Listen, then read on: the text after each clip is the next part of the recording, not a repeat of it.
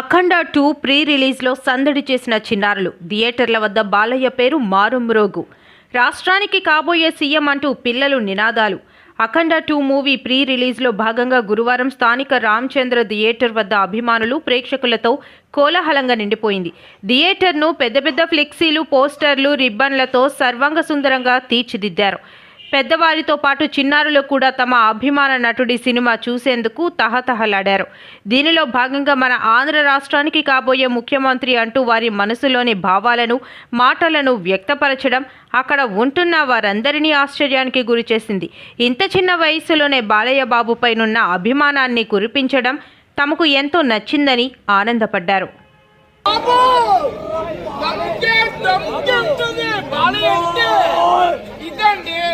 న్యాయం, ధర్మం, న్యాయం కావాలంటే మంది ఇబ్బంది పెట్టినా మా బాలబాబు సినిమా ఆగేదే లేదు, అసలు తగ్గేదే లేదు.